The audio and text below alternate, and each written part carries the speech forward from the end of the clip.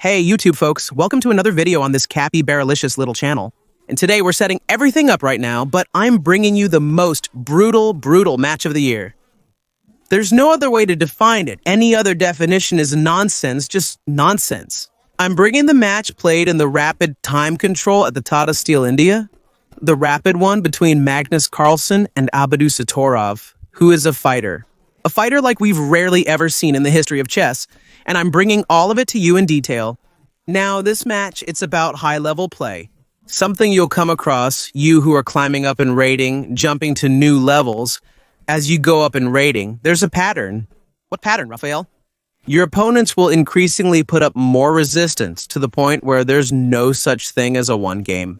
It doesn't exist. You might be up a piece, but your opponent will put up so much resistance and so many problems that if you let your guard down, not only can you draw the game, you could even lose it. That's a pattern you'll come across as you improve and jump to the next levels of chess. And that's what this video is about in this match too. Take a look at what's about to happen here in detail. Of course, before we jump into this terrifying and brutal match, go ahead and drop a big ol' like. People are liking it, they're engaging, you can like it out of love, out of pity, doesn't matter. The important thing is to click it, and the channel keeps growing. That's the reality. Now, no nonsense, Raphael, what happened here? Buckle up and grab your popcorn. And let's get into the brutal chess battle now. So, folks, here we are in playing white. Abidussatorov, terrifying. Against none other than the equally terrifying Magnus Carlsen. And Abidussatorov played, look, an English opening. Now, Magnus here offers a transposition into a queen's gambit. Easy does it. But Abidussatorov said, nope, I want to fight. Knight to c3, bishop to b4 and e4. This is a much rarer position, and it's going to get even wilder in the next few moves. Magnus played c5. It's still an English opening, another English, once again bold from the new generation. Queen to g4. This is a terrifying war cry like few times we've seen anyone try this against Magnus Carlsen. Of course, Abidussatorov lands a little poke there on g7, since the bishop can't fall back to defend. And Magnus plays g6. It's already a completely unbalanced position. Look, everything's weakened around the king. Nothing too serious yet. We're still in the early game. Abidussatorov gives that bishop a little poke. Now comes an exchange, and look, this is no rarity, right? Broken pawn structure, queen already active, dark squares weakened, the clash is forming. It's just starting to take shape. Magnus now continues developing. Abidussatorov plays d3, a very solid position, everything protected. Magnus played d6. Maybe preparing the idea of e5, gaining tempo on the queen. And in this position, Abidussatorov simply steps out of that c8 bishop's diagonal. And here comes a key moment. The subtleties already begin in the opening phase. Magnus kind of passes the move in the opening. Raphael skipping a move in the opening? Why is that? It's in the little subtleties of the next few white moves. The most natural move is to develop, bring that c8 knight into the game. But where? Because if he plays knight to f6, he walks into a pin. And next thing you know, queen to f3, and this pin is annoying. But Raphael, just play knight to e7 and there's no pin, exactly. But then you get hit with bishop to h6 and you can't castle. It's a dilemma. What did Magnus do? He sort of passed the move, improving the queen a little, not entirely pointless. And now Abidussatorov plays f4. He keeps gaining space on the king's side and in the center. But he also blocks the bishop's diagonal. And now Magnus will prepare to bring the knight into the game. First, he plays f5, arguing that the knight now comes out through f6 or h6. Since the bishop no longer controls the diagonal, Abidussatorov said the knight can come out. Just not through its natural square on f6. Magnus said, no problem, knight to h6 aiming for f7. And in this position, both players, they keep bringing their pieces into the game. Knight to f3, knight to f7, bishop to e2, preparing to castle. And now Magnus is already getting ready to complete his development, bringing the bishop onto the long diagonal on the queen side. At this point, Abidussatorov played the natural move. He castled, protecting the king. Bishop to b7, and here begins the battle of plans in this match, which is truly about the clash of fierce ideas. See that Abidussatorov now plays d4, starting to break through the center. Now, as we saw earlier, doubled pawns always create some weak spots. And in this case, the target is the pawn on c4. Magnus is going to aim his energy right there. He plays knight to a5, and the idea is loud and clear, even heartbreaking for some what he wants to play. Bishop to a6 and take pawn on c4. At the start of the middle game, So Magnus is going to put his energy over there. Notice that in this position, there's still no threat. It's well defended by the bishop. Abidussatorov finishes his development, and now Magnus indeed creates the first threat of the game. What is it? He's threatening to capture on d4, and then once the file opens, he can take the c4 pawn with the knight. This is exactly the kind of high-level resistance I mentioned earlier. Players like Abidussatorov, at that level, they don't want to defend their opponent's threats. So he has to find a threat stronger than the one Magnus is making. And that's exactly what he does. He plays rook from a to d1. This move is razor sharp. And it's a war cry, like I said, a cry for battle. He said, I'm not defending the c4 pawn, I'm creating an even bigger threat. Notice that Magnus didn't capture here. He castled instead of taking there. Rafa, I don't get it. Why? Because Magnus saw that Abidussatorov's reply was stronger than the line he was threatening. Why didn't Magnus take here, Rafa? It doesn't make sense. Because look at Abidussatorov's idea, he captures with the bishop. And now, if you stick to your plan of taking the pawn on c4, you're lost in this position. Because I trade here, and now Abidussatorov's idea is that he takes on d6, look at that. He attacks the queen and the rook, and here you're going to lose material and lose the game too. So notice that he played rook from a to d1, which kind of provokes Magnus to go into this line. But Magnus calculated in detail and said, no, my rook is a problem in this line when the bishop is on d4. So he castled, of course advancing his development, moves the rook, and now he actually is threatening to take on d4 and then take on c4. And Abidussatorov, he doesn't want to defend, he needs to be creative and find a stronger threat than Magnus's, and he found it. Yeah, this bomb move, knight to h4. The idea might not be so clear at this moment, but he wants to go for it here. He wants to go for it, sacrificing on g6. And Magnus didn't take again. Look, not on d4 or c4. He played king to h8, which is subtle. Look at the battle of ideas that's happening here. This cannot go unnoticed. See that, Raphael? Why didn't Magnus go for that move again, which seems to work, but doesn't? Because you really get hit with the brilliant knight to g6. You can't ignore it. Because now, look, I'm attacking your queen. I'm taking the queen with check, so here you have to take, and after the forced recapture with the king on h8, you understand Abidussatorov's idea, which is to take on d6. And truly, this threat he's making is much stronger than Magnus's threat. Taking with the knight loses the bishop on d4 and leads to checkmate with a completely trapped king. Taking with the queen loses the queen after the check, as the king has no escape squares. The only try is pushing the pawn to block, but I capture with the bishop, and you're completely lost. Because if you take with the knight, the queen is falling, forks everywhere. But you can take with the knight, counterattacking the queen. Exactly, but I play a simple check. And when you move, your queen falls, you're lost. So you see that Abidussatorov found an active way to play the position. He didn't defend against the opponent's threat, he created an even more serious one.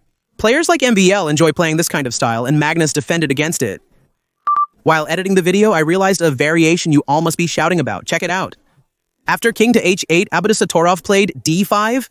Now, Raphael, why doesn't Abidussatorov take here, which looks like it would blow everything open? Because if you recapture, you lose the queen, the black pieces and 2 pawns.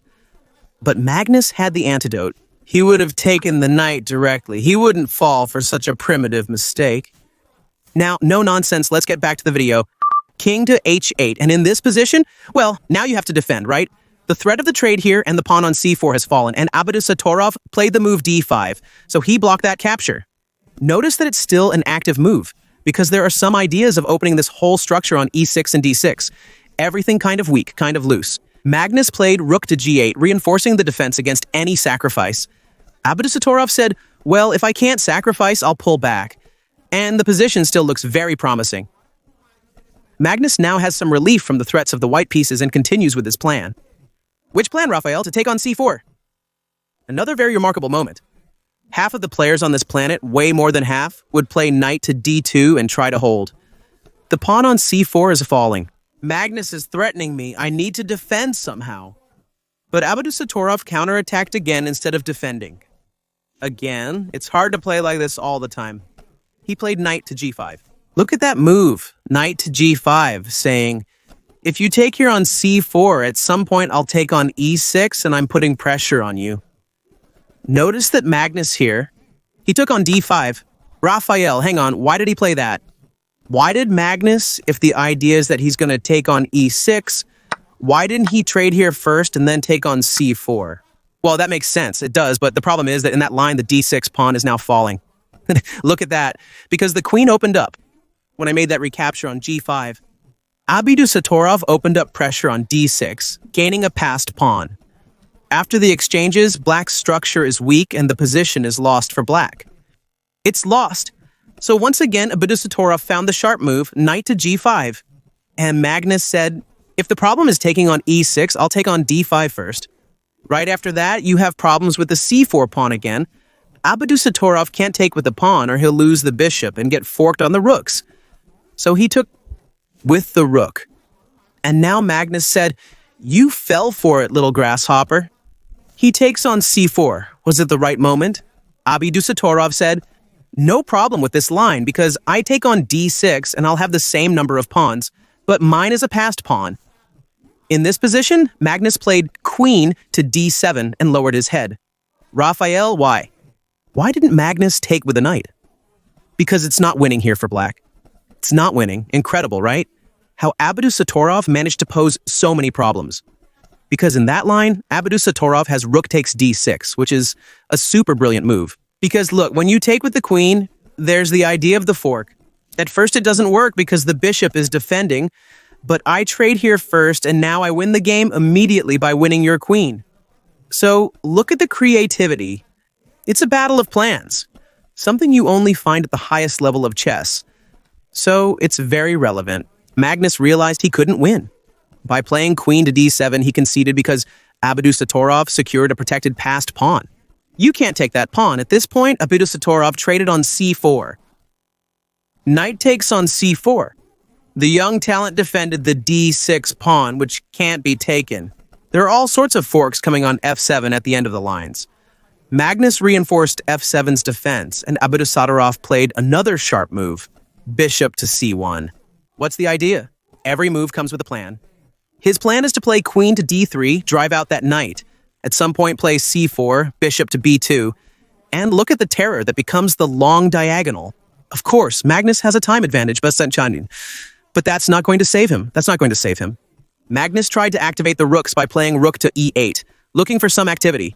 Abidussatorov followed his plan, queen to d3. And here, Magnus can't bring that knight back because if you allow c4 and bishop to b2, the game ends instantly. So Magnus tries to dry out the position, takes on g5, and Abidussatorov takes on c4, which is the sharp line, because it maintains the threats on black's position. Look, it's the knight has to be defended, So now Magnus moved the knight to e4, centralized it, seems good, and Abidussatorov played queen to d3, and the plan is clear again, and it's a war cry. He wants to play c4, bishop to b2, and that's game over. If the bishop lands on that diagonal, the match is done. And Magnus did all this because he had a line he calculated, the move c4. He won't let Abidussatorov play c4. It's the battle of ideas. Now, Raphael, that move got a question mark for a miscalculation. A rare miscalculation. Look, Magnus had time on the clock, but it's a subtle mistake. It's a subtle one. See how things are going to get complicated from here because Abidussatorov took it and said, there's no trick for Magnus. What's Neruga's idea? That's the plan he played earlier, the rook to c8. And what he's arguing is that when the queen steps out of the attack, you get hit with knight to c3, forking the rooks. Now, the move Magnus missed was this brilliant, terrifying move. Lacks sparkle, lacks exclamation mark for a move like this. Queen to d4. Look at that calculation by Abidussatorov. Magnus didn't take on c3. He played b5, displeased, it has to be said, displeased. Raphael, why didn't he take on c3? Because Abidussatorov saw he has rook to e5, which wins the game immediately. Look at that, because now if you take on d1, he once again didn't defend Magnus's threat. He created an even more terrible one. Game over, game over. The rook on g7 is pinned, and now it's either the queen or its mate. Queen takes g7 is the next move. Here, you're completely lost. There's no way to save this position anymore. So you see Magnus played b5 to defend, of course. The pawn push that was the root of Abidusatorov's plan. And now Abidussatorov played the sharp move, bishop to b2, And things turned because he's threatening c4, opening the bishop on the diagonal. If that happens, the game ends immediately. Magnus then blocked the c4 push. The battle of ideas continues. And after queen to e5, Abidussatorov threatens to take the b5 pawn. Magnus played a 6, frustrated, and gave that eyebrow move we're used to. Look, when Magnus starts getting pushed against the ropes, he starts showing it physically, so he made that eyebrow gesture, and of course, after queen to d4, he had already shown it. That things weren't going well in his position. He gave away physically that something had gone wrong. After the move a6, Magnus is saying he's going to hold on and not throw in the towel. Abidussatorov wants to simplify the position. He's up a pawn, it's a passed pawn, defended, 2 steps away from queening. Magnus plays h6 to unpin the rook. He wants to play king to h7 and get out of that annoying pin. Abidussatorov simplified by taking on c4, and now he plays another sharp move, which is bishop to c1 again. The battle of ideas. What's the genius Abidussatorov's plan? He wants to play bishop to e3, bishop to d4, and how are you going to stop that? The bishop activates in a terrifying way. Magnus already got out of the pin by playing king to h7. Bishop to e3 came, aiming for bishop to d4. Magnus defended. The rook with an idea tries to hold back Abidussatorov's plan. He wants to play bishop to d4, and if you play it now, you'll lose the queen. The queen gets trapped. Look, it's trapped. So Magnus keeps resisting. It's what I said back in the introduction. As the level goes up, the resistance increases. The game is never won. It might seem like you're close to winning, but it's not over. There's always a threat. Abidussatorov just gave his king some space, and the position looks very good. Magnus moved his rook to e8, forcing Abidussatorov to defend for the first time. Man, will he have to defend here? The queen is under threat. He has to play queen to d4. But no, Abidussatorov doesn't defend in this game. Here, he sacrifices the queen. Whoever wasn't holding on at this moment fell to the floor. Because this, like I put in the title, is brutal. It's brutal. He sacrifices the queen. He doesn't defend. Magnus here captured with the queen, and Abidussatorov shows his idea to play d7 to promote. Magnus defended and bishop to d4. Notice that Abidussatorov here has a rook and bishop against a queen and knight. But what is he saying, Raphael? He's saying Magnus can't move the queen, or else he promotes. So what to do? What to do in this moment? The resistance is infinite at the highest level. Magnus finds the only move that can give him hope in this position, which is queen to d4. And there aren't enough exclamation marks in this game to define this move. Because this move deserves an exclamation mark. What's Magnus's idea? What is he saying? With this move, you'll see the player's reactions right after queen to h4. The idea Magnus is showing is that if Abidussatorov promotes, the game, which was won for white, becomes an immediate draw. Geary is grinning from ear to ear because if he promotes now, the position is a draw. Look at that. It's a forced draw because the king is stuck in a perpetual. Raphael, hold on, I get it. King to g1, there's a check over here. Repeat. But what if he plays king to h1, and against queen to e1, bringing the bishop back, then it falls into another draw pattern. A draw, which is the knight, look at that, when it's taking away the king's squares. Look, there's no way to escape the checks. You come back here and I'll keep giving knight checks for the rest of time. Watch the reaction. Look at the players. Look at Abidussatorov. He's a bit nervous, he's moving around. Magnus keeps calculating, but here Magnus gives a little away. Look, he makes a face like he's not quite understanding. What's going on? Because Abidussatorov had a completely won game. But Magnus saw at that moment that he had the resource of queen to h4. Abidussatorov looks at him. Look, he looks at Neruga's face and sees that Magnus is understanding. And here, Abidussatorov himself realizes it. Look at his expression. That indeed, black has the saving move, the miracle move on queen to h4, which could force a draw in this position. So Abidussatorov gives a little away on his face, but notice that right after he puts on a poker face. He pretends he's still winning, pretends everything is fine. Magnus keeps calculating in detail. And right after, the unbelievable happens. Magnus plays queen to h4, and Abidussatorov throws himself back in his chair, realizing the position slipped away. And it slipped through his fingers. Like I always say, at the highest level, there's no such thing as a one game. There's always resistance. And here, there's no other alternative, except for a draw, and they're going to draw this position. Abidussatorov, of course, he's feeling the sting of the game that slipped away. In an important tournament, a big one, he really let the position escape and accepted the draw here. And this match was saved by Magnus, but because at the last second, that's right, he found queen to h4, which saves the position. And Abidussatorov had no other option but to draw the game.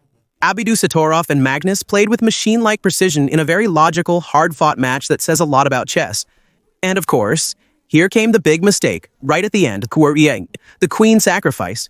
It wasn't the moment yet. He really needed to defend the opponent's threat and keep trying to press with the passed pawn. But Magnus escaped here, though not without marks. Abidussatorov left a mark or two on Neruga's hide. Comment down below what you think of all this. If you liked the video, don't forget to drop a big like, and I'll see you in the next videos.